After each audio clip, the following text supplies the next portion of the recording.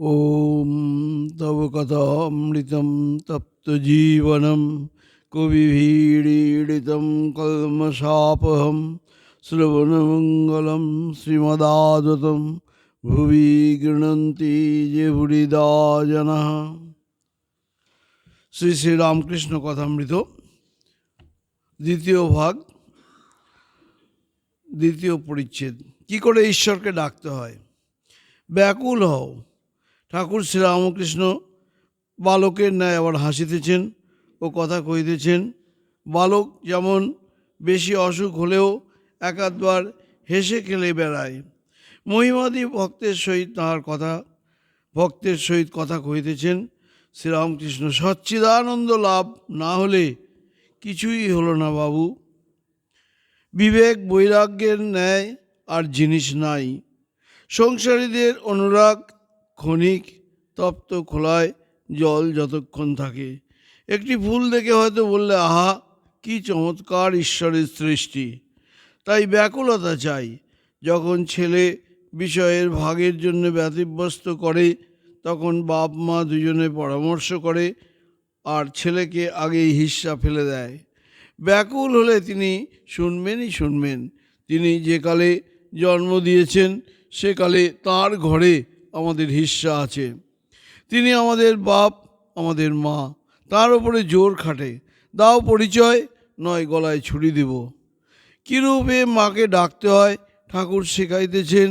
আমি মা বলে এই রূপ ডাকতুম, মা আনন্দময়ী দেখা দিতে হবে যে। আবার কখনো বলতাম, ওয়ে দীননাথ জগন্নাথ, আমি তো জগৎ ছাড়া নই হে নাথ। আমি জ্ঞানহীন, সাধনহীন, ভক্তিহীন, আমি কিছুই জানি না, দয়া করে দেখা দিতে হবে। ঠাকুর অতি করুণ স্বরে সুর করিয়া কীরূপে ডাকিতে হয় শেখাইতেছেন। সেই করুণ স্বর শুনিয়া ভক্তদের হৃদয় দ্রবীভূত হইতেছে। মহিমাচরণ চক্ষের জলে ভাসিয়া যাইতেছেন। মহিমাচরণকে দেখিয়া ঠাকুর আবার বলিতেছেন, ডাক দেখি মন, ডাকার মতন কেমন শ্যামা থাকতে পারে। শিবপুর থেকে ভক্তরা সব আসিলেন। তারা অত দূর হইতে কষ্ট করিয়া আসিয়াছেন। ঠাকুর শ্রীরামকৃষ্ণ চুপ করিয়া থাকিতে পারিলেন না। সার গুটিকতক কথা তাহাদিওকে বলিতেছেন। শ্রীরামকৃষ্ণ শিবপুরের ভক্তদের প্রতি: ঈশ্বরই সত্য, আর সব অনিত্য। বাবু আর বাগান, ঈশ্বর আর তাঁর ঐশ্বর্য। লোকে বাগানই দেখে, বাবুকে চায় কয়জনে। কয়জনে ভক্ত। তাহলে উপায় কি? শ্রীরামকৃষ্ণ: উপায় হলো সদা সৎ বিচার। তিনি সত্য আর সব অনিত্য, এইটি সর্বদা বিচার আর ব্যাকুল হয়ে ডাকা। ভক্ত: আগে সময় কই? শ্রীরামকৃষ্ণ: যাদের সময় আছে তারা ধ্যান ভজন করবে।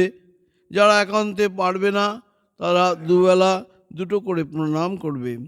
তিনি তো অন্তর্যামী, বুঝছেন যে এরা কি করে। অনেক কাজ করতে হয়, তোমাদের ডাকবার সময় নাই। তাকে আম্মুক্তারি দাও। কিন্তু তাকে লাভ না করলে, তার দর্শন না হলে কিছুই হলো না। একজন ভক্ত: আগে আপনাকে দেখাও, যা ঈশ্বরকে দেখাও তো তা। শ্রীরামকৃষ্ণ: ও কথা আর বলো না। গঙ্গারই ঢেউ, ঢেউয়ের কিছু গঙ্গা নয়। আমি এত বড় লোক, আমি অমুক, এসব অহংকার না গেলে তাকে পাওয়া যায় না। আমি ঢিবিকে ভক্তির জলে ভিজিয়ে সমভূমি করে ফেলো। ভক্ত: সংসারে তিনি রেখেছেন কেন? শ্রীরামকৃষ্ণ: সৃষ্টির জন্য রেখেছেন, তাঁর ইচ্ছা, তাঁর মায়া। কামিনী কাঞ্চন দিয়ে তিনি ভুলিয়ে রেখেছেন। ভক্ত: কেন ভুলিয়ে রেখেছেন? কেন তাঁর ইচ্ছা? শ্রীরামকৃষ্ণ: তিনি যদি ঈশ্বরের আনন্দ একবার দেন তাহলে আর কেউ সংসার করে না, সৃষ্টিও চলে না।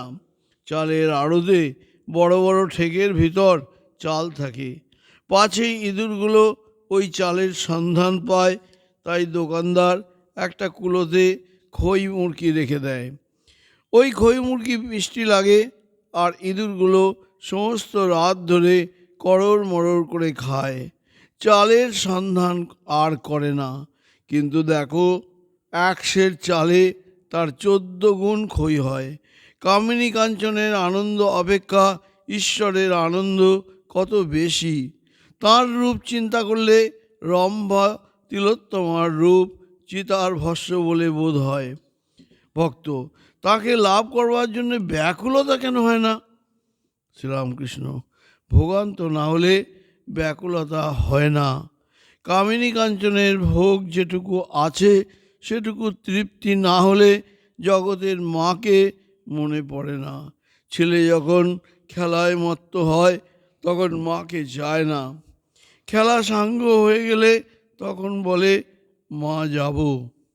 হৃদের ছেলে পায়রা নিয়ে খেলা করছিল, পায়রাকে ডাকছে আয় তি তি করে।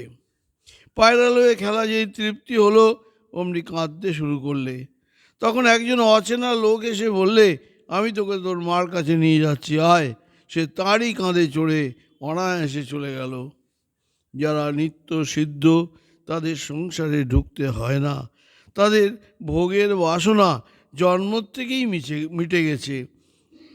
5টা বাজিয়াছে, মধু ডাক্তার আসিয়াছেন, ঠাকুরের হাতটিতে বাড় আর ব্যান্ডেজ বাঁধিতেছেন।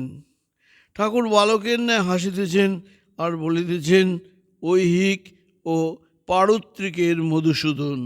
মধু সহাস্যে, কেবল নামের বোঝাই বয়ে মরি। শ্রীরামকৃষ্ণ: কেন, নাম কি কম? তিনি আর তার নাম তফাৎ নয়। সত্যভামা যখন তুলা যন্ত্রে মণি, স্বর্ণ, মণি মাণিক্য দিয়ে ঠাকুরকে ওজন করছিলেন তখন হলো না। যখন রুক্মিণী তুলসী আর কৃষ্ণ নাম একদিকে লিখে দিলেন তখন ঠিক ওজন হলো। এইবার ডাক্তার বাড় বাঁধিয়া দিবেন। মেঝেতে বিছানা করা হইল। ঠাকুর হাসিতে হাসিতে মেঝেতে আসিয়া শয়ন করিতেছেন।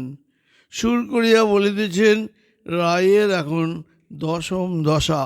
বৃন্দে বলে আর কত বা হবে। ভক্তেরা চতুর্দিকে সব বসিয়া আছেন। ঠাকুর আবার গাইতেছেন সব সখী মিলে বৈঠল সরোবর কূলে। ঠাকুরও হাসিতেছেন, ভক্তেরাও সব হাসিতেছেন।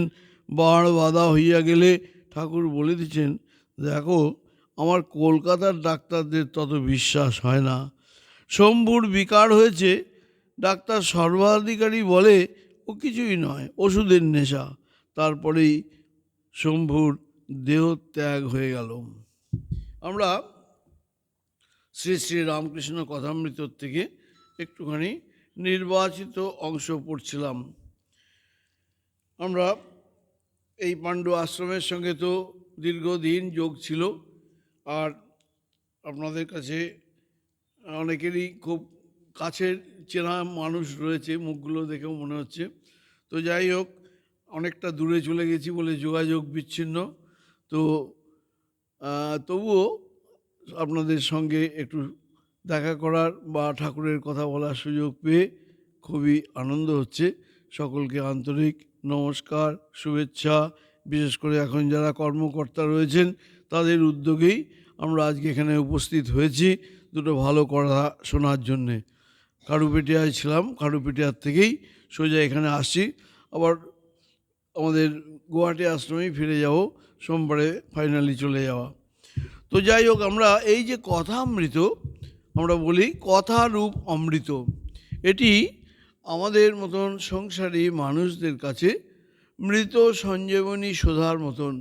সংসারে রোগ শোক দুঃখ তাপে ক্লিষ্ট মৃতপ্রায় মানুষের কাছে এই কথামৃত, কথারূপ অমৃত আমাদের কাছে একেবারে নতুন করে প্রেরণা যোগায়, বাঁচার নতুন করে আশা জাগায় এবং আমাদের দৈনন্দিন যেসব সমস্যাগুলো সেগুলো আমাদের এই কথামৃতের মধ্যে এত সুন্দর করে বর্ণনা করেছেন ঠাকুর। আর এই কথারূপ অমৃত আবার পানও করতে হয় না। এই অমৃত কেবল শুনলেই কাজে লাগে। কিন্তু 1 সপ্তাহ আগে বলা হয়েছে যে আমাদের পাণ্ডুতে পাঠ হবে, কিন্তু এত মানুষ তো আসেনি কেন? এই কথামৃতে শোনার জন্যে রুচির দরকার হয়। কি করে সেই রুচি আসে? তার জন্যে ইহ জন্মে এবং পূর্ব জন্মে কিছু সুকৃতির দরকার হয়, তবেই এই কথারূপ অমৃত আমরা আস্বাদন করতে পারি, বা এর যে মিষ্টত্ব বা এর যে তত্ত্ব সেটা আমাদের অন্তরে প্রবিষ্ট হয় এবং রুচি আসে। সবার কাছে কথামৃত ভালো লাগে না, তার জন্যে কিছু সুকৃতি লাগে। তো এই যে কথারূপ অমৃত আমরা বলছিলাম, আমরা কলমশাপহম বলছেন আমাদের মঙ্গলাচরণে। কলমশ মানে হচ্ছে আমাদের মনের মলিনতা। সংসারে আছি অথচ মিথ্যা কথা বলিনি, কাউকে কষ্ট দেইনি, দুঃখ দেইনি, খারাপ চিন্তা করিনি, এসব বললে আমাদের মিথ্যা বলা হয়। সেই জন্য প্রতিদিনই কিছু না কিছু কলমশ আমাদের জমে। সেই কলমশাপহম, প্রতিদিনের সেই যে মলিনতা, সেই যে কালিমা, সেটি দূর হয় কথামৃত পাঠ করলে। যারা নিত্য কথামৃত পাঠ করেন তাদের বিবেক বা চেতনা অনেক বেশি সজাগ থাকে। তো আমরা যেটি বলছিলাম যে এই কথামৃতের বিষয় হলো ভগবান আর ভগবান লাভের উপায়। কথামৃতের খুব ভালো করে যদি আমরা পড়ি তাহলে দেখব মাস্টারমশাই একেবারে হুবহু এমন বর্ণনা দিচ্ছেন যেন মনে হচ্ছে যে ঠাকুর স্বয়ং সেখানে বসে আছেন। তিনি ভাবরূপী হয়ে ছত্রে ছত্রে বিরাজ করছেন এবং শ্রীরামকৃষ্ণ যেন জীবন্ত হয়ে উঠছেন কথামৃতের মধ্যে। মাত্র 100-150 বছর আগে আমরা এটি রেকর্ডেড হয়েছে। ভগবানের স্বয়ং ভগবানের মুখের কথা আমরা আর কোনো ধর্মগ্রন্থে পাই না। তো সেই জন্যে এই কথাগুলো যে ঠাকুর বলেছেন, এটা অতীতে সমাজের সেই আদিকাল থেকে আরম্ভ করে বর্তমান কাল পর্যন্ত সকল সমস্যার সমাধানের সূত্র এই কথামৃতের মধ্যে রয়েছে। এবং আগামী দিনে যেসব সমস্যা আসবে সেগুলোরও সমাধান আমরা কথামৃতর থেকে পাব। কেন? এই সংসারে দুটি সত্য রয়েছে।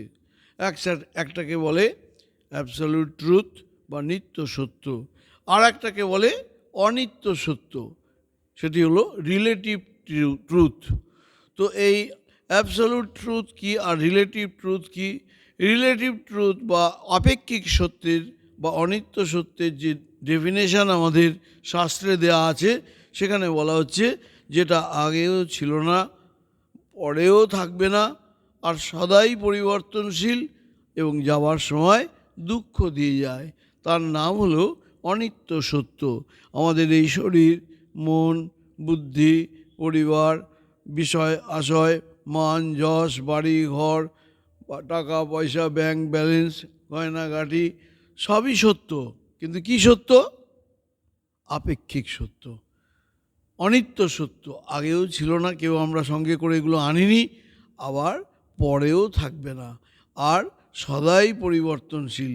যে আমরা প্রথম যখন আরম্ভ করেছি জীবন, তখন একরকম ছিল শরীর, মন, বুদ্ধি। এখন ধীরে ধীরে সেটি ষড়বিকারের মধ্যে দিয়ে গিয়ে চোখে কম দেখছি, চশমা ছাড়া দেখতে পাচ্ছি না, কানে কম শুনছি, আবার খেয়ে দিয়ে উঠে আবার একটু পরেই বলবে আমাকে খেতে দিলে না। অর্থাৎ যা যা জিনিস সবই পরিবর্তনশীল এই সংসারে, এবং একদিন চলে যাবে এবং যাওয়ার সময় দুঃখ দিয়ে যাবে। এর নাম অনিত্য সত্য। আর নিত্য সত্য কি? নিত্য সত্য মানে যাকে পেলে আমাদের সংসারে আর কোনো চাওয়া পাওয়া থাকে না, যাকে পেলে রোগ শোক দুঃখ উদ্বেগ আমাদের কাতর করতে পারে না, যাকে পেলে সংসারে কারোর কাছ থেকে প্রতারিত হওয়ার ভয় থাকে না, বিমর্ষ হওয়ার ভয় থাকে না, হতাশ হওয়ার ভয় থাকে না। তাহলে কি থাকে? আনন্দ, আনন্দ আর আনন্দ। এটি হলো আমাদের অ্যাবসলিউট ট্রুথ বা নিত্য সত্য। তো আমাদের এই যে জার্নিটা সংসারে দুদিনের জন্য আমরা এসেছি, সেই জার্নিটা অনিত্য সত্য থেকে নিত্য সত্যের উত্তরণের একটা সুযোগ, যেটা ভগবান একমাত্র মানুষকেই দিয়েছেন, পশু পক্ষীকে দেননি। সবার মধ্যেই তিনি আছেন। রামচন্দ্র লক্ষ্মণকে বলছেন, দেখো ভাই, হাতি অত বড় জানোয়ার, কিন্তু সে ঈশ্বর চিন্তা করতে পারে না। কিন্তু মানুষ এতই সৌভাগ্যবান, সে তার এই যে অনিত্য বস্তু এবং নিত্য বস্তু দুটোকে তফাৎ করতে পারে। তার বিবেক আছে, ভালো মন্দ বিচারের ক্ষমতা আছে। সেই ভালো মন্দ বিচার করে সে তার পশুত্ব থেকে মনুষ্যত্ব, মনুষ্যত্ব থেকে দেবত্বে উন্নীত হওয়ার পূর্ণ সম্ভাবনা নিয়েই জন্মগ্রহণ করেছে। স্বামীজি বলছেন, each soul is potentially divine. আমাদের দেবত্বটাই হলো আমার নিজের সম্পদ। আর যেসব সম্পদ আমাদের আছে সেগুলো ছিল না আগে, পরেও থাকবে না, আর সদাই পরিবর্তনশীল। তাহলে সেই নিত্য সত্য, যেটি ঠাকুরের ভাষায় বুঝতে আমাদের খুব সুবিধা হয়, কথামৃত দিয়ে সব উপনিষদের তত্ত্ব। ঠাকুর বলছেন, গোলমালে মাল আছে, গোলটা ছেড়ে মালটা নিতে জানতে হয়। বলছেন, সংসারে বালিতে চিনিতে মিশে আছে, পিঁপড়ের মতন চিনিটাকে বালির থেকে আলাদা করে নেবার কৌশল জানতে হয়। বলছেন, সংসারে দুধে জলে মিশে আছে, হাঁসের মতন জল থেকে দুধটাকে আলাদা করে নেবার কৌশল জানতে হয়। তাহলে সংসার মিথ্যা, কিন্তু এর মধ্যে তত্ত্ব রয়েছে, সেই হিসাবে মিথ্যা নয় যতক্ষণ তিনি অর্থাৎ ব্রহ্মরূপে এই জগৎটা সত্য। কিন্তু ব্রহ্ম ছাড়া যা কিছু সেটা হচ্ছে অনিত্য, দুদিনের এবং একটু পরে নেই হয়ে যাবে। তাহলে এই যে জার্নিটার কথা হচ্ছিল, যে অনিত্য আর নিত্য, তো এই আমাদের কথামৃত হলো নিত্য সত্যের খনি। এই জন্য এটি কখনো পুরনো হয় না। সংসারে সব জিনিস পুরনো হয়ে যায়, কিন্তু কথামৃতর যেসব তত্ত্ব, সেই যে নিত্য সত্য, সে 5000 বছর আগে যা দাম ছিল, আবার আগামী 5000 বছর পরেও এই কথামৃত কোনো দিন পুরনো হবে না, বরং নতুন নতুন যত আমাদের বুদ্ধির বিকাশ ঘটবে। আপনি কথামৃত যখন প্রথম পড়েছেন দীক্ষার সময়, তখন একরকম বুঝবেন, আর প্রতিদিন পড়ুন 20 বছর পরে দেখবেন কথামৃতর পাল্টে যাচ্ছে অর্থগুলো। তো কথামৃতর অর্থ কি পাল্টায়? তা নয়, আমাদের বুদ্ধির বিকাশ ঘটে। বুদ্ধির স্বভাব হলো তত্ত্বকে প্রকাশিত করা, কিন্তু সেই বুদ্ধি যদি বাসনা কামনার দ্বারা মলিন হয়ে যায়, তখন সে তার প্রকাশ ক্ষমতা হারিয়ে ফেলে। তার সাংসারিক সিদ্ধান্ত নিতে ভুল হয়ে যায়। অনিত্যকে নিত্য বলে মনে হয়, নিত্যকে অনিত্য বলে মনে হয়। সেই জন্যে অনিত্যকে নিত্য বলে মনে করে সকাল থেকে রাত্রির পর্যন্ত তার পেছনে দৌড়ানো, আর পরিণামে কি হয়? রোগ, শোক, দুঃখ, অশান্তি আর উদ্বেগে জর্জরিত হয়ে পড়ে। তো সেই জন্যে আমাদের কথামৃতে শ্রী শ্রী ঠাকুর বারবার এই সংসারের অনিত্যতা প্রতিপাদন করছেন এবং ঈশ্বরের নিত্যত্ব প্রতিপাদন করার চেষ্টা করছেন। তো আমরা দেখব কথামৃত কখনো পুরনো হয় না, আর এই কথামৃতের তত্ত্বগুলো আমাদের সব যুগোপযোগী রয়েছে। কথামৃততে আছে যে নবাবী আমলের পয়সা বাদশাহী আমলে চলে না, এই বাদশাহী আমলের পয়সা ইংরেজ আমলে চলে না, আর ইংরেজ আমলের পয়সা এখন চলে না। আজকের দিনে যেসব সমস্যাগুলো আমরা সম্মুখীন হচ্ছি, 20 বছর বা 30 বছর আগে সেটি ছিল না।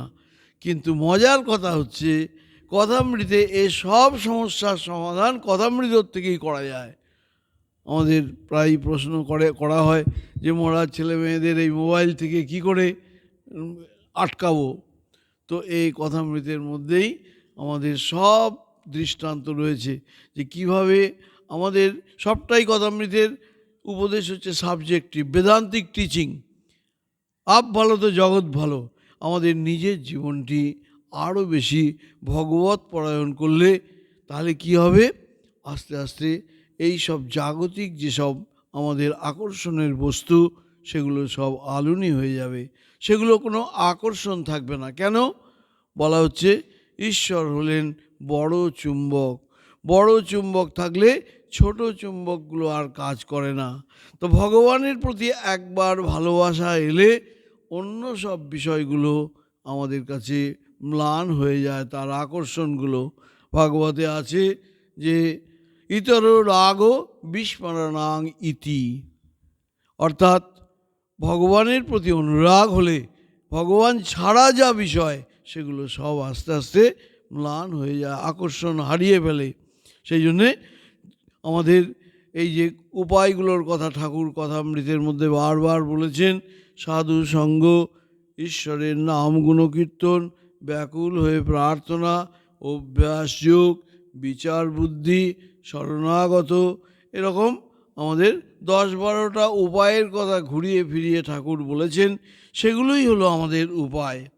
তো আমরা দেখব যে প্রথমেই শুরু হচ্ছে শ্রীরামকৃষ্ণ বালকের ন্যায় হাসিতেছেন আর কথা কইতেছেন। মাস্টারমশাইয়ের বর্ণনাটা দেখুন। বালক যেমন বেশি অসুখ হলেও একবার হেসে খেলে বেড়ায়, মহিমাদি ভক্তদের সহিত কথা বলিতেছেন। শ্রীরামকৃষ্ণের কথাগুলো সব আমাদের খুব তাৎপর্যপূর্ণ। বলছেন, সচ্চিদানন্দ লাভ না হলে কিছুই হলো না বাপু। সচ্চিদানন্দ লাভ মানে কি? আমাদের উপনিষদে সচ্চিৎ আনন্দ বলছেন। এই যে সংসারটা দিগদৃশ্য বিবেকের মধ্যে রয়েছে, সংসারটা হলো 5টা জিনিস নিয়ে তৈরি। কি কি? অস্তি ভাতি প্রিয়ং রূপম, নাম রূপম চ পঞ্চমম, আদ্যত্রয়ং ব্রহ্মরূপম, ততদ্বয়ম জগৎ রূপম। এই জগতে 5টা জিনিস রয়েছে। কি কি? অস্তি ভাতি প্রিয় মানে সচ্চিৎ আনন্দ, আর নাম রূপ, এই 5টা জিনিস। তার মধ্যে আদ্যত্রয়ং ব্রহ্মরূপম, প্রথম 3টে হলো ব্রহ্মের স্বরূপ, আর শেষের 2টো নামরূপ হলো জগতের স্বরূপ। তো ব্রহ্ম সত্য, জগৎ মিথ্যা। আমরা যে এতজন বসে আছি এখানে, আমাদের মধ্যে সত্য কি?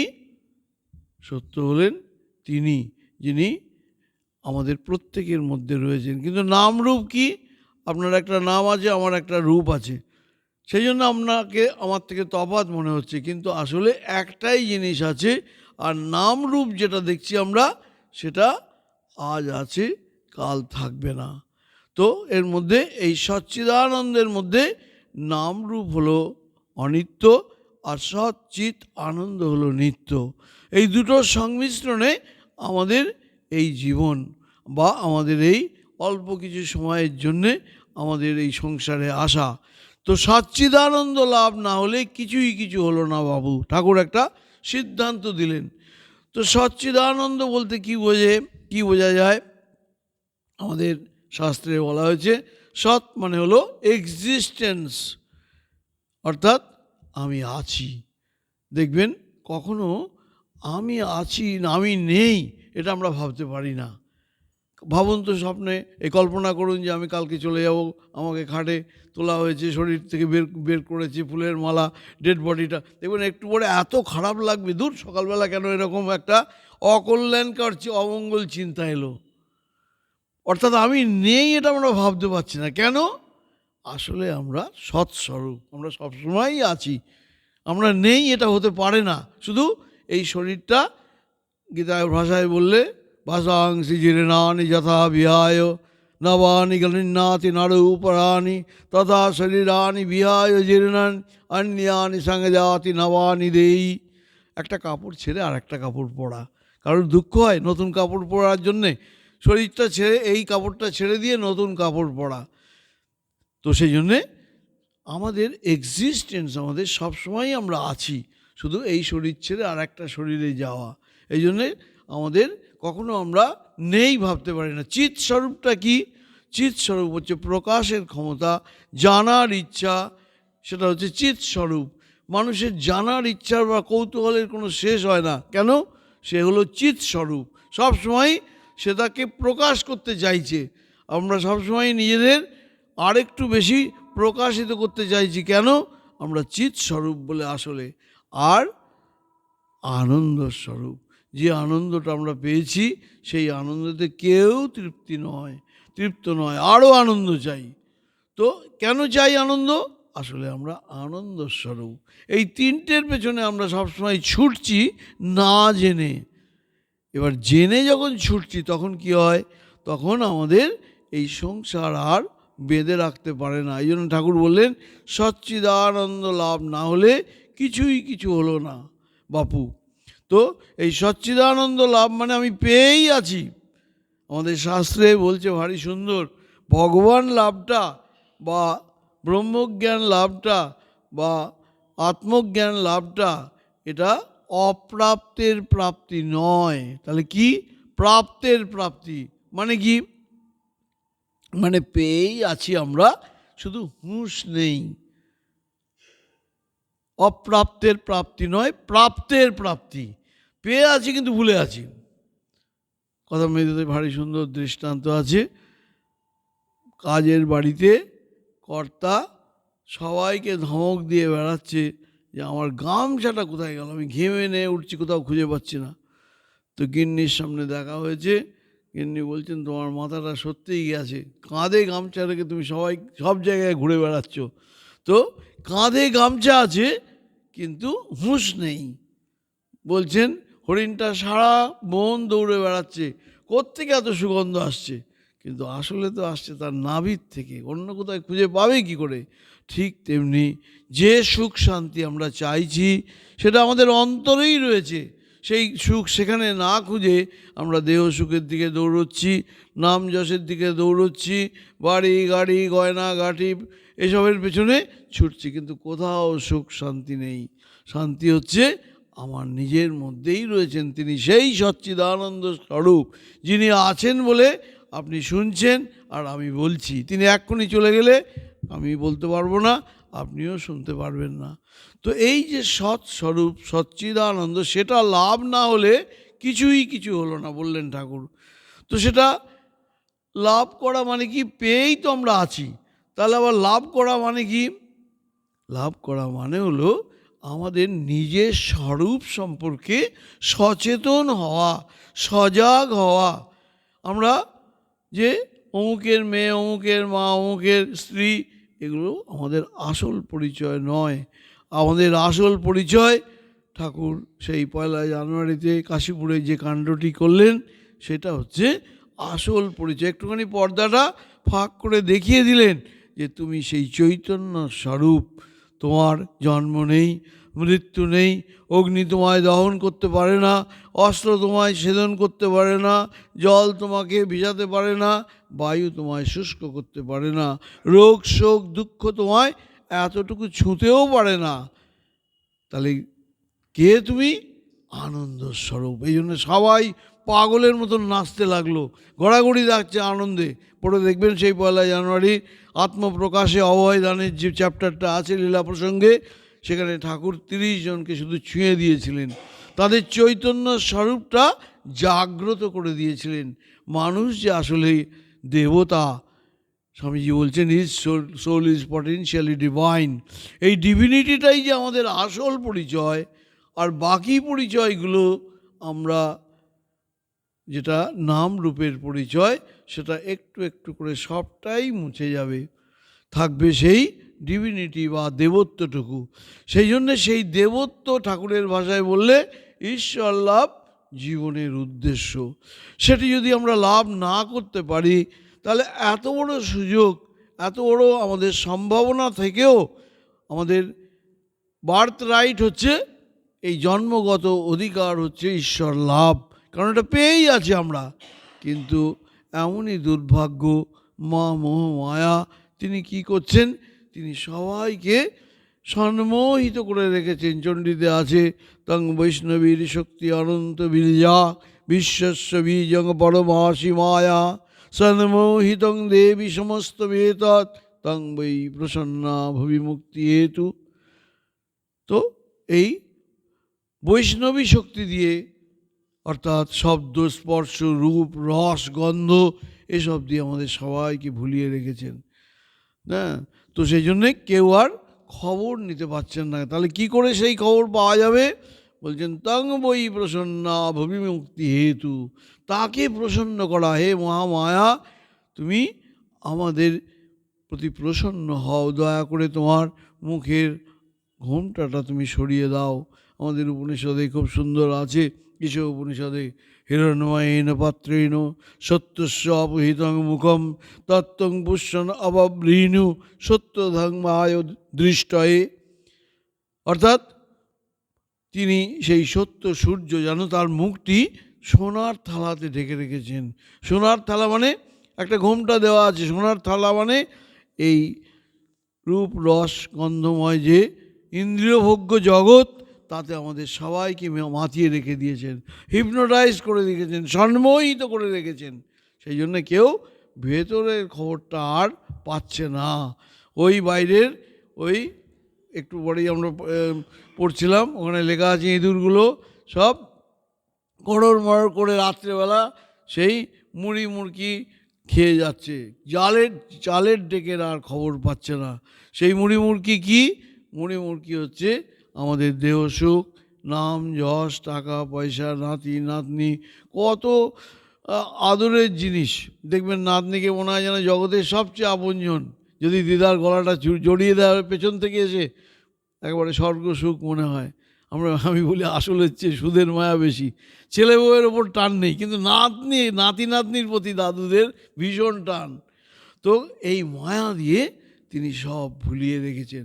এই করে করে মা মোহমায়া তিনি সৃষ্টি স্থিতি প্রলয় বা রান্না বান্নার কাজটা নিশ্চিন্তে করছেন, আমাদের সব চুষি কাঠি দিয়ে দিয়েছেন আর এই খেলনা দিয়ে ভুলিয়ে রেখে দিয়েছেন। ঠিক সময়ে তুলে নিয়ে চলে যাচ্ছে। যে জন্যে আসা সেটা আর কিছুই করতে পারছি না। জন্ম ধরে এই সংসারে সব জিনিসগুলোকে চিরস্থায়ী করার জন্যে অসম্ভব চেষ্টা করে যাচ্ছি, আর রোগ শোক দুঃখে জেরবার হয়ে যাচ্ছি, কিন্তু কিছুতেই আমাদের এই যে সচ্চিদানন্দ লাভ বা ভগবান লাভের ইচ্ছা সেটি কিন্তু আসছে না। কারণ মা মোহমায়ার ইচ্ছা নয় যে সবাই বুড়িটা ছুঁয়ে ফেলে, তাহলে খেলা চলবে না তো। সেই জন্যে মায়া দিয়ে তিনি ভুলিয়ে রেখেছেন। তো বিবেক, তারপরে বলছেন বিবেক বৈরাগ্যের ন্যায় আর জিনিস নেই। তো বিবেক বৈরাগ্য কাকে বলে? বিবেক হলো নিত্য আর অনিত্য বিবেক। আমাদের বিবেকটা এখন ঘুমিয়ে আছে বলে সেই জন্য কখনো মনে প্রশ্ন জাগে না যে আমি কোথার থেকে এসেছি, আর কেনই বা এসেছি, কে আমাকে বাঁচিয়ে রেখেছে, আর কোথায় বা আমি একটু পরে চলে যাব। আর প্রতি মুহূর্তে এই যে শব্দ স্পর্শ রূপ রস গন্ধময় সুন্দর পৃথিবী কেন আমাকে ছেড়ে চলে যেতে হবে? এত কষ্ট করে বিষয় আশয় অর্জন করেছি, সেগুলো কেন ছাড়তে হবে? এসব প্রশ্ন আমাদের ঋষিদের ধ্যানকালে উদ্ভাসিত হয়েছিল। এই জন্যে ঋষি তিনি উচ্চারণ করছেন শ্রেণন্ত বিশ্বে অমৃতস্য পুত্রা আজে ধামানি দিব্যানি দিস্তু বেদাহমে তং পুরুষং মহান্তম আদিত্যবর্ণং তমসৌ পরস্তাৎ তমেব বিদিত্বা অতিমৃত্যুমেতি নান্য পন্থা বিদ্যতে অয়নায়। শোনো অমৃতবাসী, অমৃতের পুত্ররা সকলে শুনে রাখো, সেই তাকে পাওয়া ছাড়া, আমি তাকে জেনেছি, বলছেন তমেব বিদিত্বা অতিমৃত্যুমেতি, একমাত্র তাকে পেয়েই মৃত্যুকে অতিক্রম করা যায়, রোগ শোক দুঃখকে অতিক্রম করা যায়। নান্য পন্থা, অন্য আর কোনো বিকল্প অল্টারনেটিভ কিছু নেই। এই যে বারবার আসা যাওয়া জন্ম মৃত্যুর চক্র থেকে নিষ্কৃতি যে লাভের উপায় একমাত্র তাকে জানা। উপনিষদ বলছেন আত্মানং বিদ্ধি, নিজেকে জানো, তুমি কে, তোমার মধ্যে কোনটা নিত্য বস্তু, সবই তো সরে সরে যাচ্ছে। তো এই সরে যাওয়ার জিনিসের মধ্যে কোনটা তোমার রেখে দেওয়ার জিনিস, আর কোনটা নিয়ে যাওয়ার জিনিস, কোনটা দুদিনের, কোনটা তোমার চিরদিনের, চিনে নাও। সময় শেষ হয়ে আসছে। আমরা এখানে দেখছি সবাই যে আমরা পড়ন্ত বেলায় আছি, কাউন্টেড ডেজ আর রেস্ট, আর অল্প দিন রয়েছে আমাদের হাতে, গোনা দিন। সেই গোনা দিনগুলো যেন বৃথা না যায় এই মায়ার ভেলকিতে ভুলে। তাহলে উপায় কি? উপায় হচ্ছে মায়ার শরণ নেওয়া। আমাদের উপনিষদ গীতা বারবার বলছেন যে তার যদি শরণ নাও তুমি, তাহলে তিনি তোমাকে রক্ষা করবেন। আমাদের গীতায় রয়েছে, মামেব যে প্রবদন্তে মায়ামেতং তরন্তিতে, যে আমার শরণ নেয় আমি তাকে ছেড়ে দেই। কথামৃততে সুন্দর দৃষ্টান্ত রয়েছে এই গীতার কথার। সেখানে বলছেন যে মেয়েরা সব জাঁতায় ডাল ভাঙে, সব ডালগুলো পেশাই হয়, কিন্তু যে কটা কিলের গোড়ায় খুঁটির গোড়ায় রয়েছে তাদের উপর দিয়েও জাঁতা ঘোরে, কিন্তু আস্ত থাকে, ভাঙতে পারে না। ঠিক তেমনি আমাদের যারা তার স্মরণ নিয়ে সংসারে চলছে তাদের ওপর দিয়ে রোগ শোক দুঃখের চাকা ঘুরছে, কিন্তু এতটুকু বিচলিত করতে পারে না, কারণ তারা জানে যে এই জগৎটা অনিত্য। কথামৃততে পাবেন এই ঠাকুরের জীবনীতে। দেখো, ঋদু বলছে ঋদুকে ঠাকুর, দেখ ঋদু, এই জগৎটা যদি সত্য হতো তো মা এবার এমন শক্তি দিয়েছে, তোদের কামার পুকুরটা আমি সোনা দিয়ে বাজিয়ে দিতে পারতাম। তো আমি জানি জগৎটা মিথ্যা। তো এই যে জগতের মিথ্যাত্ব বোধ, এটি একমাত্র তাঁর কৃপাতেই বোধ আসে। তাঁর কৃপা যখন হবে, আমাদের উপনিষদেও সেই কথাই আছে যে যে তাকে অনন্যভাবে চায় তার কাছে তিনি প্রকাশিত না হয়ে পারেন না। সেই জন্যে বলছেন যে বিবেক আমাদের সজাগ রাখতে হবে, যে মাথার কাছে সেই খাড়াটা আমাদের ঝুলছে, কালকে আমরা থাকবো কিনা কেউ গ্যারান্টি দিতে পারে না। তো কালকে যদি চলে যেতে হয়, আমাদের পূজনীয় ভূতেশানন্দকে প্রশ্ন করেছিলাম আমরা যে মহারাজ, তাহলে কি লোকে কেউ প্ল্যান প্রোগ্রাম কিছু করবে না, পরিকল্পনা আগামী দিনের জন্য করবে না, এলআইসি করবে না? তো বলছে হ্যাঁ, সব কিছুই করবে, কিন্তু কালকে থাকবো না জেনে তুমি করবে। তো এইভাবে যদি আমরা সংসার করি তাহলে কি হবে? অনাসক্তি আসবে সংসারে। এরকম অন্যের মতন মুখ গুজে থাকবো না, কারণ আমি তো থাকবো না, আমি তো আজ আছি কাল নেই। সুতরাং এই যে সংসারে এত আসক্তি আমাদের আমাদের ইয়েতে রয়েছে, কথামৃততেই পাই আমরা যে হাতে তেল মেখে কাঁঠাল ভাঙার কথা, পাকাল মাছের মতন থাকা, এসব কথা ঠাকুর আমাদের বলছেন। জ্ঞান ভক্তি লাভ করে সংসার করলে আর আমাদের অসুবিধা হয় না। তখন জলের মধ্যেই দুধটা তখন মাখন হয়ে গেলে জলের মধ্যেই ভাসে। তো জ্ঞান ভক্তি লাভ করলে সংসারে থাকতে আমাদের কোনো অসুবিধা নেই, কিন্তু জ্ঞান ভক্তি লাভ করে তারপরে সংসার করতে হয়। তারপরে বলছেন বৈরাগ্য কি? বৈরাগ্য তো আমাদের যেটা দুদিনের জিনিস, তা সে বিষয়ে কোনো আকর্ষণ না থাকাই হলো বৈরাগ্য। আর যেটা আমার আধ্যাত্ম পথের, আমার লক্ষ্য বা আধ্যাত্ম পথের যেটা আমার প্রয়োজন, সেটাতেই তার সব সময় হুঁশ থাকে। তো তারপরে বলছেন সংসারীদের অনুরাগ ক্ষণিক, তপ্ত খোলায় জল যতক্ষণ থাকে। আমরা শুনছি, বেশ লাগছে, মহারাজ সুন্দর সুন্দর সব কথা বলছেন, কিন্তু কতক্ষণ? গরম কড়াইতে একটু জল ছ্যাক করে উঠে, যেই বাইরে যাব সঙ্গে সঙ্গে আবার সংসারটা ঘাড়ের মধ্যে চেপে বসবে। সব বাড়িতে কি হচ্ছে, এতক্ষণে এসে কর্তাকে ওষুধ খাওয়ানো হলো কিনা, ছেলে নাতির টিউশনের মাস্টার এলো কিনা, রান্না হলো কিনা, কাজের মেয়েটা কালকে আসবে কিনা, হাজারটা জিনিস আবার যেই গেট থেকে বেরোবেন সব। তো সেই জন্যে বলছেন তপ্ত খোলায় জল যতক্ষণ থাকে। একটি ফুল দেখে হয়তো বললো, আহা কি চমৎকার ঈশ্বরের সৃষ্টি, এইটুকুনি হচ্ছে ভগবানের, ওই পর্যন্ত, তার বেশি আর কিছু মনে আসে না। সেই জন্যে উপায় কি? ব্যাকুলতা চাই। এই ঠাকুর উপায়গুলো আমরা আগে প্রথমেই বলেছি, কথামৃত হলো ঈশ্বর লাভের, ঈশ্বর এবং ঈশ্বর লাভের উপায়, এই দুটি ঘুরিয়ে ফিরিয়ে বলছেন। কি উপায়? ব্যাকুলতা চাই। কীরকম ব্যাকুলতা? যখন ছেলে বিষয়ে ভাগের জন্য ব্যতিব্যস্ত করে, বাপ মা দুজনে পরামর্শ শুরু করে আর ছেলেকে আগেই হিস্সা ফেলে দেয়। ব্যাকুল হলে তিনি শুনবেনই শুনবেন। এই যে ঠাকুর স্বয়ং আমাদের আশ্বাস দিচ্ছেন, প্রেরণা দিচ্ছেন, সান্ত্বনা দিচ্ছেন, তিনি শুনবেনই শুনবেন। ভগবান স্বয়ং তিনি প্রতিজ্ঞা করে বলছেন, যে কালে তিনি জন্ম দিয়েছেন সেকালে তার ঘরে আমাদের হিস্সা আছে। এই জন্ম দিয়েছেন মানে এর ভেতরে তিনি বসে আছেন, তো সেখানে বসেই তিনি আমাদের চালিত করছেন। হ্যাঁ, আমাদের ঈশোপনিষদে আছে, ঈশাবাস্যমিদং সর্বম যৎকিঞ্চিৎ জগত্তাম জগৎ। তিনি ভেতরে এবং বাইরে সবটাতেই তিনি জড়িয়ে রয়েছেন, আর অন্তরে বসে আমাদের সকলকে নিয়ন্ত্রণ করছেন, কন্ট্রোল করছেন। সেই জন্যে ব্যাকুল হলে তিনি শুনবেনই শুনবেন। তার ঘরে আমাদের হিস্সা আছে। এইটাই হচ্ছে স্বামীজির ভাষায় each soul is potentially divine. এটা হচ্ছে আমাদের হিস্সা। আমাদের এই ডিভিনিটিটা আমাদের রাইট, জন্মগত রাইট। কিন্তু আমরা সবাই ভুলে গেছি সেই আমাদের সম্পদের কথা। গ্লোরি অফ আত্মন, যেটি আত্মার যে মহিমা, সেটা আমরা ভুলে গেছি। আমাদের মধ্যে এমন জিনিস রয়েছে, অনন্ত শক্তি রয়েছে, অনন্ত আনন্দ রয়েছে। তো এই অনন্ত আনন্দের কথা ভুলে আমরা ওই ভিখারির মতন ছেলের কাছে, মেয়ের কাছে, স্বামীর কাছে, ওই গয়নাগাটির কাছে, নাম যশের কাছে আমরা আনন্দ ভিক্ষা করছি। সেই জন্য বলছেন তার কাছে জোর খাটে।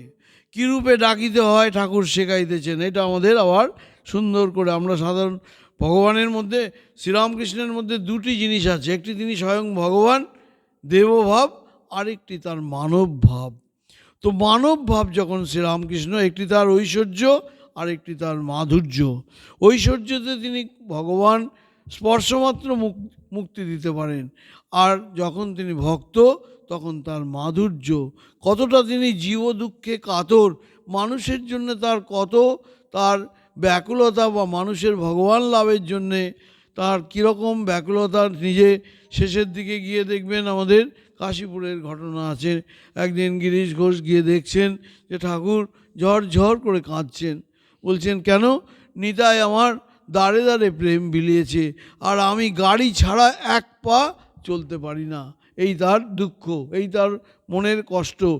স্বয়ং ভগবান তিনি এই দায় নিয়ে এসেছেন মানুষের এই চৈতন্য সত্তার সন্ধান দেওয়ার জন্যে। সেই জন্যে দাঁড়ে দাঁড়ে প্রতিদিন ঠাকুর ঘুরছেন। দেখবেন কথামৃত লীলা প্রসঙ্গেতে সন্ধে হলেই গাড়ি নিয়ে বেরিয়ে যাচ্ছেন, ভক্তদের কি করে আরেকটু ইন্সপিরেশন দেওয়া যায়, তাদের ভেতরে ব্যাকুলতা জাগিয়ে দেওয়া যায়, সংসারের অনিত্যতা তাদের ভেতরে যদি তিনি ঢুকিয়ে দিতে পারেন, ভগবানের দিকে মন, কারণ দিন শেষ হয়ে আসছে। তো এটি যেন তিনি দায় বলে নিচ্ছেন। তো আমাদের শেখাচ্ছেন, কি শেখাচ্ছেন? বলছেন, আমি মা বলে এরকম ডাকতাম, মা আনন্দময়ী দেখা দিতে যে হবে। আবার কখনো কখনো বলতুম, ওহে দীননাথ জগন্নাথ, আমি তো জগৎ ছাড়া নই নাথ, আমি জ্ঞানহীন, সাধনহীন, ভক্তিহীন, আমি কিছুই জানি না, দয়া করে দিতে হবে দেখা। তো এইগুলো হচ্ছে আমাদের ওয়াচ ওয়ার্ড। এগুলো কীভাবে তার কাছে প্রার্থনা করতে হবে স্বয়ং ভগবান সেটি আমাদের হাতে কলমে শেখাচ্ছেন। ঠাকুর অতি করুণ সুর করিয়া কিরূপে ডাকিতে হয় শেখাইতেছেন। সেই করুণ স্বর শুনিয়া ভক্তদের হৃদয় দ্রবীভূত হইয়াছে। মহিমাচরণ চক্ষের জলে ভাসিয়া যাইতেছেন। মহিমাচরণকে দেখিয়া ঠাকুর আবার বলছেন যে, ডাক দেখি মন ডাকার মতন কেমন শ্যামা থাকতে পারে। এরপরে বলছেন, শিবপুর থেকে ভক্তরা আসিলেন। আমি যেখানে থাকি সেটাই শিবপুর। তো তারা অত দূর থেকে কষ্ট করে এসেছেন। ঠাকুর শ্রীরামকৃষ্ণ আর চুপ করে থাকতে পারলেন না, সার গুটি কথা তাদের বলছেন। শিবপুরের ভক্তদের প্রতি ঈশ্বরই সত্য, আর সব অনিত্য। বাবু আর তার বাগান, ঈশ্বর আর তার ঐশ্বর্য। লোকে বাগানই দেখে, বাবুকে চায় কয়জন। এই যে একটু আগেই যে কথা হচ্ছিল, এই জগৎটা হচ্ছে একটা ডিপার্টমেন্টাল স্টোর, বিশালের মতন আজকাল সব জিনিস সেখানে পাওয়া যায়। তো এবার কেউ যদি পয়সা নিয়ে ঢোকে, তার পয়সা আর বাড়ি নিয়ে আসা যাবে না। তো ঠিক তেমনি ইন্দ্রিয়ভোগ্য বিষয় দিয়ে জগৎটাকে তিনি এমন সাজিয়ে রেখেছেন যে তার ঐশ্বর্য নিয়েই সবাই ব্যস্ত। ভগবানের দিকে কেউ, এটার যে মালিক, যিনি এটা করেছেন, যার সৃষ্টি, সেই স্রষ্টার দিকে আর কারোর নজর যাচ্ছে না, সৃষ্টিতেই মোহিত হয়ে পড়ছে। তাহলে বলছেন, ঈশ্বরই সত্য, আর সব অনিত্য। বাবু আর তার বাগান, ঈশ্বর আর তার ঐশ্বর্য। লোকে বাবু এই বাগানই দেখে, বাবুকে চায় কজন। এই যে আমাদের উপনিষদে খুব সুন্দর আছে যে বাচারম্বনম বিকার নামধেয় মৃত্তিকা ইতি এব সত্যম। তো বাচার নামধেয়ম ইতি এব মৃত্তিকা ইতি এব সত্যম। মাটির হাঁড়ি, মাটির কলসি, মাটির ফুলদানি, মাটির প্রতিমা, এর মধ্যে সত্য কোনটা? মাটিটাই সত্য। একটু পরে তাদের নাম আর রূপ যেটা সেটা থাকবে না, মাটিতেই এসে বিলীন হয়ে যাবে। ঠিক তেমনি এই সংসারে আমাদের সত্য হলেন তিনি। সর্বজীবের মধ্যে যার অধিষ্ঠান রূপে যিনি রয়েছেন, পশু পক্ষী জীব জন্তু মানুষ গরু সবের মধ্যেই তিনি, গাছপালা সবের মধ্যে অনুস্যূত হয়ে আছেন। তাহলে উপায় কি? ভক্ত জিজ্ঞেস করছেন তাকে পাওয়ার। প্রথমেই তো বলেছেন যে সচ্চিদানন্দ লাভ না হলে কিছু হলো না বাবু। এই সংসারে জীবনটা বৃথা হয়ে যাচ্ছে, পশুর মতন জন্ম হয়ে যাচ্ছে। পশু কি করে? ভগবান পশুকেও 4টে বৈশিষ্ট্য দিয়েছেন, মানুষকেও 4টে দিয়েছেন। কি কি? আর নিদ্রা, ভয়, সন্তান উৎপাদনের ক্ষমতা। তো এই দুটোতে আমরা পশুদের থেকে আলাদা কিছু নই, কিন্তু মানুষ পশুদের থেকে শ্রেষ্ঠ কেন? কে বলবে? তার বিবেক আছে, তার নিত্য অনিত্য ভালো মন্দ বিচারের ক্ষমতা আছে। এটা পশুর নেই। পশু তার ইনস্টিংক্টে চলে, তার যে ভেতরে প্রচ্ছন্ন স্বভাব সেটাতেই সে চলে, কিন্তু মানুষ ইচ্ছা করলে তার স্বভাব পাল্টাতে পারে। ঠাকুর স্বামীজি খুব সুন্দর করে বলছেন যে গরু চুরি করে না, দেয়াল মিথ্যে কথা বলে না। মানুষ চুরি করে, মানুষ মিথ্যে কথা বলে। গরু গরুই থেকে যায়, দেওয়াল দেওয়াল থেকে যায়, আর মানুষ ভগবান লাভ করতে পারে। তো এত সম্ভাবনা রয়েছে তার, কিন্তু সেই সম্ভাবনা ভুলে মানুষ নিজে অসহায় আর একাকী, অবাঞ্ছিত, দুঃখী, অসহায় এরকমভাবে। এই জন্য স্বামীজি বারবার বলছেন নিজেকে সব সময় তুমি বলো যে তোমার ভেতরে অনন্ত শক্তি রয়েছে। যে ঠাকুর বলছেন যে শালা পাপি পাপি করে সে পাপি হয়ে যায়। তো আমাদের মানুষ কখনো পাপই হতে পারে না। স্বামীজিকে যখন জিজ্ঞেস করা হলো তাহলে মানুষ, স্বামীজি এরা কারা? খুনি, তারপরে ব্যভিচারী, এরা কারা? স্বামীজি বলছেন এরা সব কম ভালো, এরা কেউ মন্দ নয়। কারণ ভালোটা হচ্ছে আমাদের আসল পরিচয়, তার উপরে একটু ধুলো পড়েছে। সূর্যকে ঢেকে ফেলে মেঘের ক্ষমতা নেই, একটু পরে মেঘ সরে গেলে সূর্য প্রকাশিত হবেই। আমাদের ভেতরে যে আত্মস্বরূপ সেটা একদিন না একদিন, মানুষ কখনো নিজের স্বরূপকে বিস্মিত হয়ে সারা জীবন চলতে পারে না। তার ভেতরে এক সময় না এক সময়ে ভেতর থেকে ঠেলে উঠবে কান্না। মা বলছেন ওটা আত্মার কান্না। দেখবেন কখনো কখনো সবই আমার আছে কিন্তু কিছুই ভালো লাগছে না, সেরকম ক্ষেত্রেই লোকে দীক্ষা নিতে যায় বা মনের সেই শান্তির অশান্তির কারণ খুঁজে পাচ্ছে না, অনেক ব্যক্তও করতে পারছে না সেই তার মনের যে কষ্টটা, কিন্তু দেখা গেল ওইটাই হচ্ছে আমাদের আত্মার কান্না। ভেতর থেকে যেমন আত্মা দেহ খেতে না পেলে যেমন কাঁদে, ঠিক তেমনি আত্মা জন্ম জন্মান্তর ধরে তাকে আমরা অবহেলা করে, যেটা নিজের সম্পদকে অবহেলা করে যে জিনিসটা তার ছিল না হবে না সেটাকে আপন করার চেষ্টা করে যাচ্ছে। এই জন্য তিনি অস্থির হয়ে পড়েন। অস্থির হয়ে পড়ে তখন আমাদের ভেতরে সেই দুঃখের মতন বা একটা অশান্তি সৃষ্টি করেন, যাতে মানুষ ভগবানের দিকে আসতে বাধ্য হয়। কখনো রোগ শোক দুঃখ এগুলো দেন, কখনো বা অশান্তি দিয়ে আস্তে আস্তে তিনি, সেই জন্য মা বলছেন যে দুঃখকে যখন তার দয়ার দান বলে জানতে পারবে এবং আদরের সঙ্গে গ্রহণ করতে পারবে, তখন জানবে যে তুমি ভগবান লাভের যোগ্যতা অর্জন করেছ। তো সেই জন্যে উপায় বলছেন সদা সৎ বিচার, তিনি সত্য আর সব অনিত্য, এইটি সর্বদা বিচার। আর ব্যাকুল হয়ে ডাকা ভক্ত, আগে সময় কই, এই আমাদেরই কথা, সময় কই। তো এসব কথা ঠাকুর জানতেন যে কলির জীব অন্নগত প্রাণ, তারা ওই কঠোর তপস্যা কিছুই করতে পারবে না। তাহলে সেই জন্যে ঠাকুর সহজ করে বললেন, যে কি প্রেসক্রিপশন করলেন, যাদের সময় আছে তারা ধ্যান ভজন করবে। তো আর যারা একান্ত পারবে না তারা দুবেলা দুটো করে প্রণাম করবে। দেখুন কত সহজ করে দিয়েছেন। এবার এই যুগের ভগবান আমাদের জন্য এত সহজ করে দিয়েছেন, সেটিও আমরা পালন করতে পারছি না। যারা একান্ত পারবে না তারা দুবেলা দুটো প্রণাম করবে। তিনি তো অন্তর্যামী, বুঝছেন যে এরা কী করে, এদের অনেক কাজ করতে হয়, তোমাদের ডাকবার সময় নাই, তোমরা তাকে আম্মুক্তারি বা বকলমা দাও। কিন্তু আবার সেই সিদ্ধান্ত, তাঁকে লাভ না করলে, তাঁকে দর্শন না করলে কিছু হলো না। দেখুন ঘুরে ফিরে ওই সিদ্ধান্ত থেকে কিন্তু নড়ছে না। এই যে আমাদের জগতে আসা, একটা নির্দিষ্ট পরিমাণ আয়ু আর নির্দিষ্ট পরিমাণ শক্তি, এটি দিন দিন আমাদের কমে আসছে। সেই জন্যে যদি সেই দিকে না এগোতে পারি তাহলে আমাদের উপনিষদে খুব সুন্দর কথা আছে, মহতি বিনষ্টি, মানুষের ক্ষতি হয়ে যায়, টাকা পয়সা লোকসান হয়, অসুস্থ হয়ে যায়, আত্মীয় বিয়োগ হয়, সেসব এক একটা তো ক্ষতি। কিন্তু মহতি বিনষ্টি মানে এই ক্ষতির কোনো তুলনা হয় না। কেন, আবার একটা জন্ম পাবো কি না তার কোনো গ্যারান্টি নেই, মনুষ্য জন্ম না হলে তো হবে না।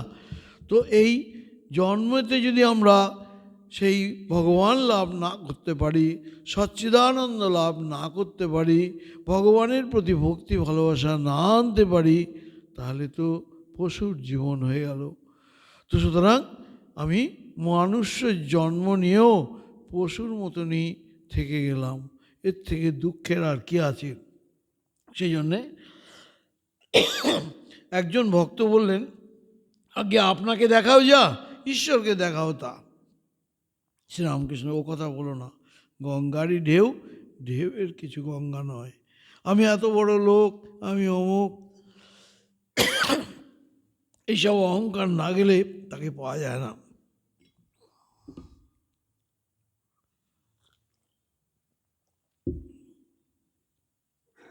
তারপরে যে প্রশ্নটি করছেন, তো অহংকার না গেলে তাকে পাওয়া যায় না। আমি ঢিপিকে ভক্তি জলে ভিজিয়ে সমভূমি করে ফেলো চোখের জলে। এর একটা সূত্র দিচ্ছেন, আমাদের অহংকারের কোনো শেষ নেই। বিদ্যার অহংকার, বুদ্ধির অহংকার, ধনের অহংকার, নাম যশের অহংকার। তো এই অহংকারই মানুষের ভগবান লাভের অন্যতম আমাদের অন্তরায়। ঠাকুর বলছেন যে দেখো, এই তুমি কত কাছে আছো, এই গামছাটা ফেলে দিলাম, তুমি আর আমায় দেখতে পাচ্ছ না। বলছেন মাত্র 1.5 হাত দূরে রামচন্দ্র চলেছে, আর 1.5 হাত পেছনে লক্ষ্মণ চলেছে, কিন্তু কিছুতেই লক্ষ্মণ রামকে দেখতে পাচ্ছে না। কেন? মাঝখানে সীতারূপিণী মহামায়া রয়েছে। সেই জন্যে এই যে আমি রূপ ঢিপিটাকে কি করে আমাদের সমান করতে হয়, ঠাকুর একটা ভারী সুন্দর দৃষ্টান্ত দিচ্ছেন কথামৃততে। বলছেন যে এইটি যদি মনে রাখে লোকের, অহংকার করার জায়গা থাকে না। কি সেটি? বলছেন একটা জোনাকি অমাবস্যার রাত্রিতে তার অহংকার হলো আমার আলোতেই সব দিকে আলোকিত হচ্ছে। একটু পরে নক্ষত্র উঠল, জোনাকি লজ্জায় লুকিয়ে পড়ল, নক্ষত্র ভাবছে আমার আলোতেই জগৎ আলোকিত। একটু পরে চাঁদ উঠল, নক্ষত্র সব লজ্জায় লুকিয়ে পড়ল, আমার চাঁদ ভাবছে আমার আলোয় জগৎ ভাসছে। একটু পরে সূর্য উঠল, চাঁদ আর লুকোনোর জায়গা পাচ্ছে না। তো এই সংসারে তারে বাড়া আছে, বিদ্যাতে, বুদ্ধিতে, ধনেতে, নাম যশে আমার থেকে আর একজন আরও বড় আছে। এটি যদি মনে থাকে তাহলে কিন্তু আমাদের অহংকার করার জায়গা থাকে না। তারপরে যে প্রশ্নটি ভক্ত করছে সেটি আমাদেরই প্রশ্ন, সংসারে কেন তিনি রেখেছেন? মনে হয় আমাদের এটি, যে সংসারে তো সারদা মঠে পাঠিয়ে দিলেই তো মিটে যেত। তো সংসারে কেন তিনি, সংসার করার ইচ্ছা তো তিনিই দিলেন। তার উত্তর কি বলছেন ঠাকুর? শ্রীরামকৃষ্ণ সৃষ্টির জন্য রেখেছেন। সবাই যদি বুড়ি ছুঁয়ে ফেলে, বুড়ি ছোঁয়া খেলা হবে না।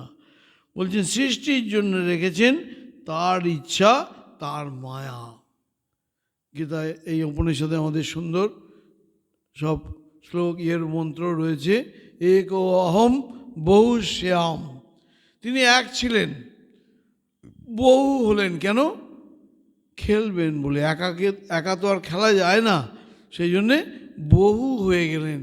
আমরা এখানে একই আছি, কিন্তু এই যে আমাদের নাম আর রূপ কি করলো, সে আমাদেরকে বহু করে দিল। তো এবার খেলা শুরু হলো। রোগ শোক দুঃখ হাসি কান্না, সুখ দুঃখ ভালো মন্দ নিন্দা স্তুতি, এগুলো সব খেলা শুরু হয়ে গেল। জ্ঞান হওয়ার পর থেকেই এই খেলা চলছে আমাদের সবাইয়ের। কিন্তু আমাদের সমস্যা হচ্ছে যে অডিয়েন্সে না বসে স্টেজে থাকলেই বিপদ। যদি কেউ অডিয়েন্সে এসে বসে পড়ে আর খেলাটা দেখে, খুব মজা পাবে। এই তো সেদিন বিয়ে হলো, এই তো সেদিন কলেজ ছাড়লাম, এই তো সেদিন বিয়ে হলো, এই তো সেদিন মেয়ে হলো, এই নাতি হলো, এই মেয়ের বিয়ে হলো, এই পর এই কর্তা এলো, কত কত কাণ্ড হলো আমাদের, আবার কর্তা চলেও গেল।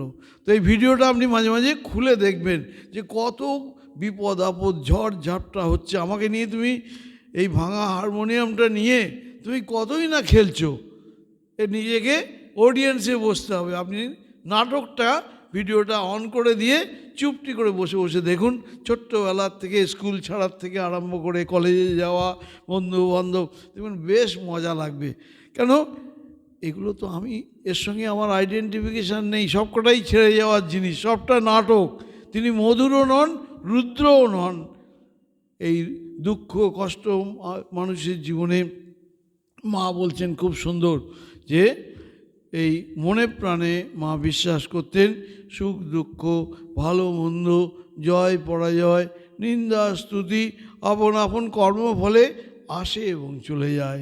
এগুলোর দ্বারা মনকে চঞ্চল না করে অনাসক্তভাবে ঈশ্বরে মন রাখা এবং সবাইকে আত্মীয় জ্ঞানে আপন করে নেওয়া, এটাই মায়ের আচরণে কর্মে শিক্ষায় বাণীতে বারবার প্রতিফলিত হয়েছে।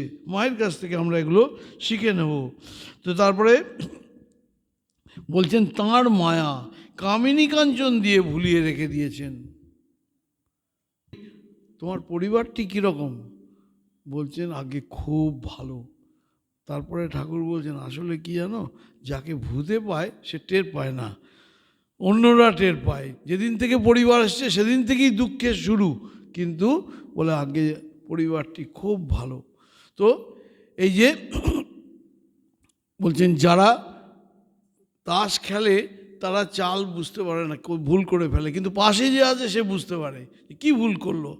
তো সেই জন্যে কেন তিনি কামিনী কাঞ্চন দিয়ে ভুলিয়ে রেখেছেন। অদ্ভুত লাগ।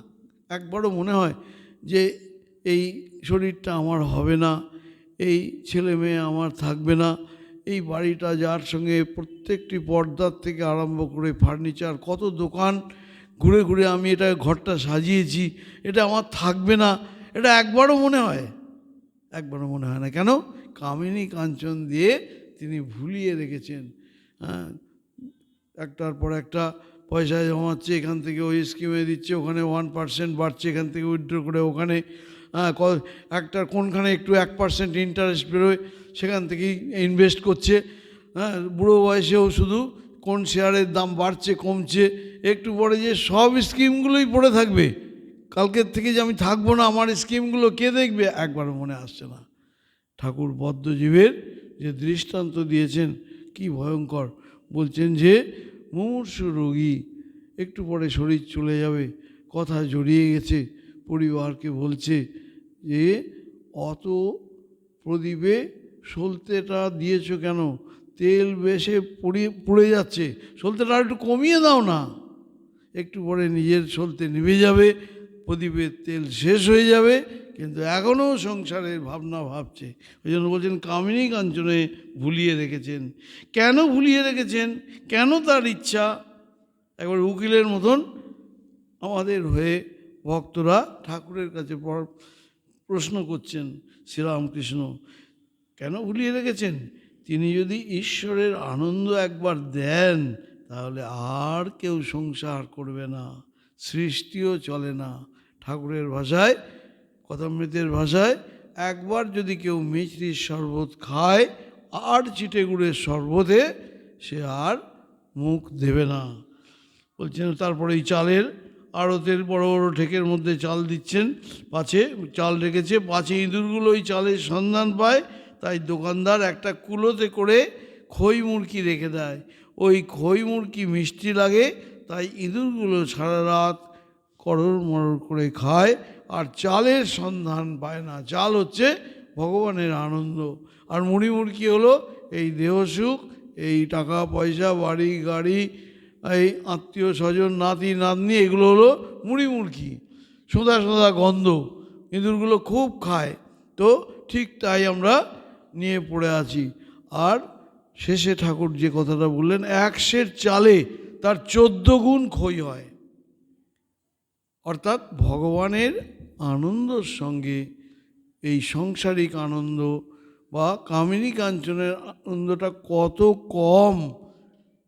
1 সের চালে তার 14 গুণ খই হয়, সেই খইতেই ইঁদুরগুলো পাগল হয়ে যাচ্ছে। তো আমরা কতটা নির্বোধ যে সংসারে এই সব বিষয় আনন্দ নিয়ে আছি। ভগবত আনন্দ, ভজনানন্দ ছেড়ে দিয়ে আমরা বিষয় আনন্দ নিয়ে, ঠাকুর বলছেন 3 রকমের আনন্দ আছে, বিষয় আনন্দ, ভজনানন্দ আর ব্রহ্মানন্দ। যে আনন্দ নিয়ে আমরা সংসার সকাল থেকে রাত্রির পর্যন্ত দৌড়াচ্ছি সেটা হলো বিষয় আনন্দ। বিষয় আনন্দের পরিণাম কি? রোগ, শোক, দুঃখ, অশান্তি, উদ্বেগ, ভয়। আর ভজনানন্দ কাকে বলে? ভজনানন্দ এই যে আমরা ভগবানের নাম নিয়ে আলোচনা করছি, কীর্তন করছি, আমরা সন্ধ্যা আরতিতে আসছি, এগুলো হচ্ছে ভজনানন্দ। ভগবানের নাম দুবেলা করে গুরু যেমনভাবে বলেছেন সেটি করছি, এগুলো হলো ভজনানন্দ। আর ব্রহ্মানন্দ কি?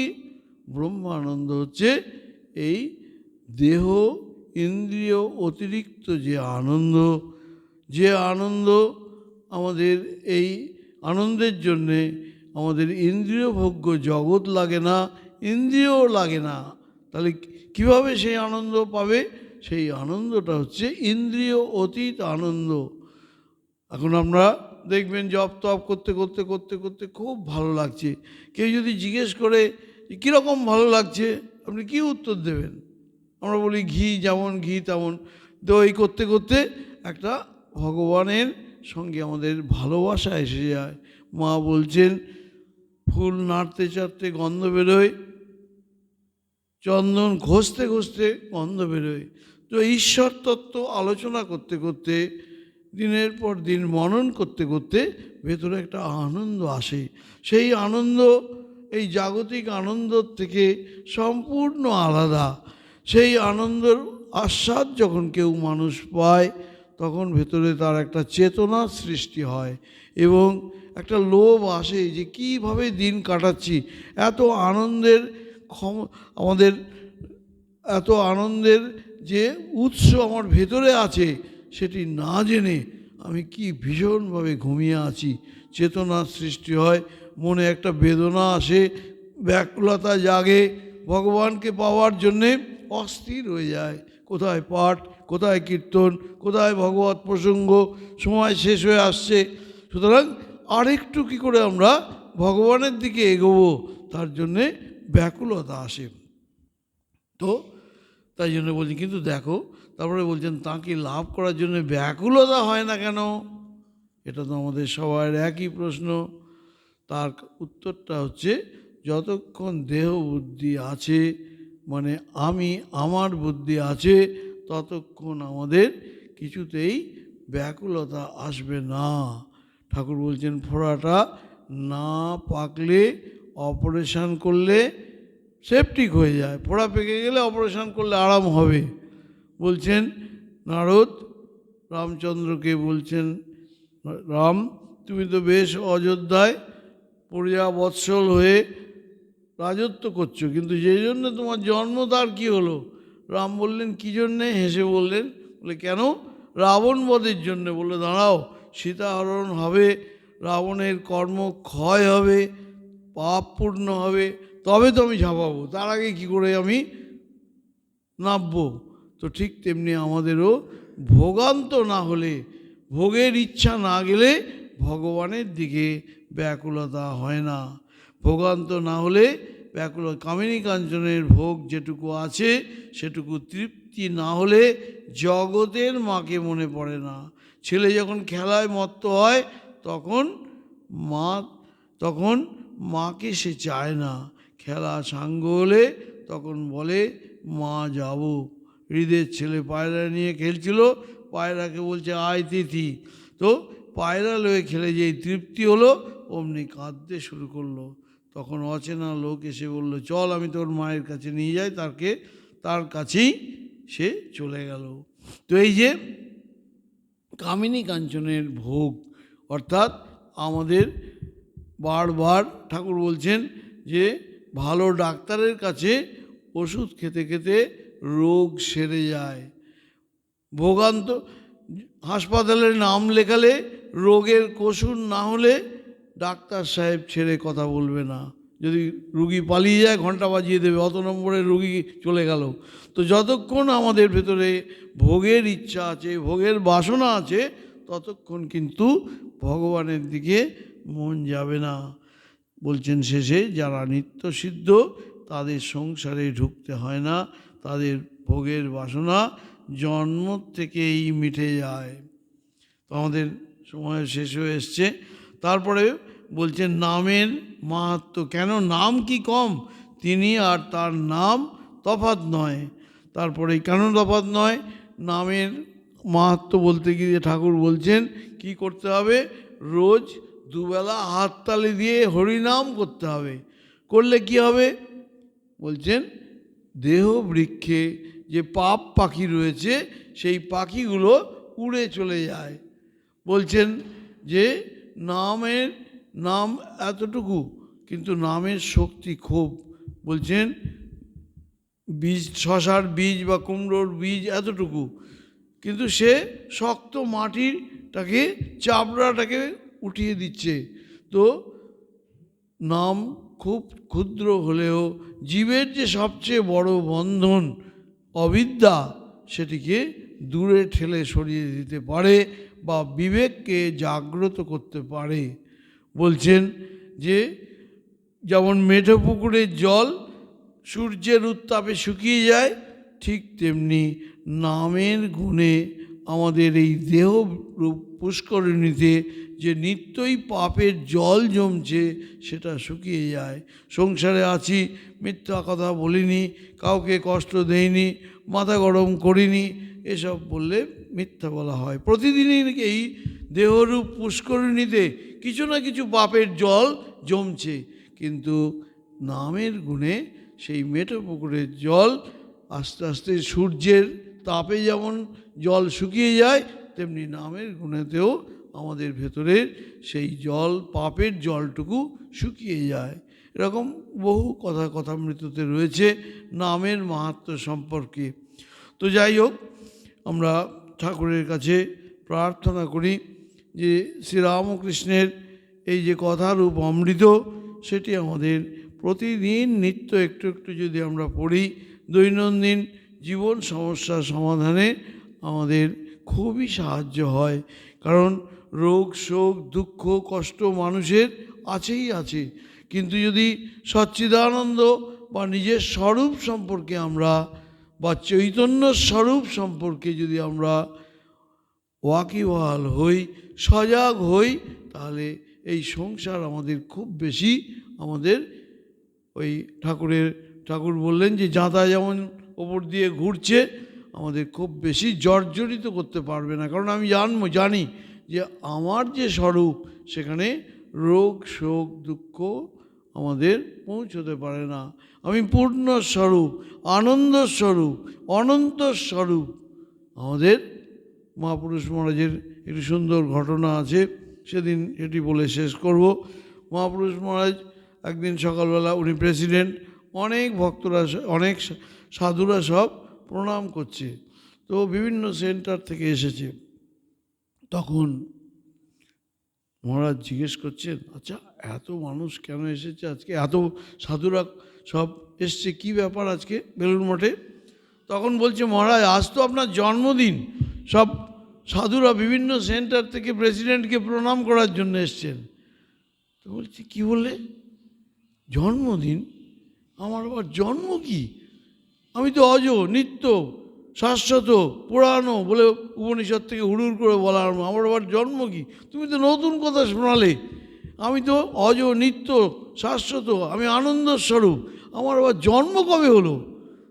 তখন সেবক দেখলো তো পুরো চড়ে বসে আছে, আস্তে আস্তে এই হাতটা ধরে টিপে বলছে, মহারাজ এই যে আপনার শরীরটা, এইটার একটা জন্মদিন। ও তাই বলো, এতক্ষণে মনে পড়ে, হ্যাঁ এটার একটা জন্মদিন ছিল বটে।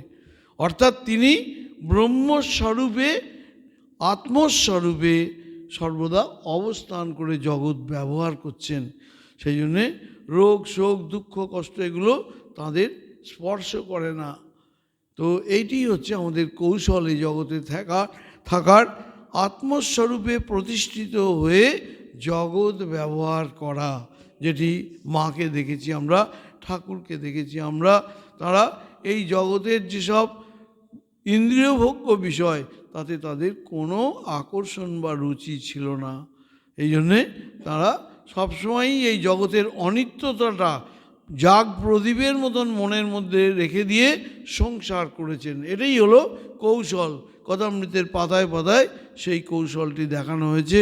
ঠাকুরের কাছে প্রার্থনা করি তিনি আমাদের হৃদয়ে বসে বিবেক বৈরাগ্য দিন, ভগবানের প্রতি ভালোবাসা দিন, এবং জীবনটি যাতে আমরা লক্ষ্যভ্রষ্ট না হয়ে জীবনের পরম লক্ষ্যে পৌঁছতে পারি, এইরকম তিনি আমাদের প্রেরণা দিন, এই প্রার্থনা করে শেষ করছি। ওং নিরঞ্জনম নিত্যমনন্তরূপম ভক্তানুকম্পাধৃত বিগ্রহম বৈ ঈশাবতারম পরমেশমিড্যম তং রামকৃষ্ণং শিরসা নমামি।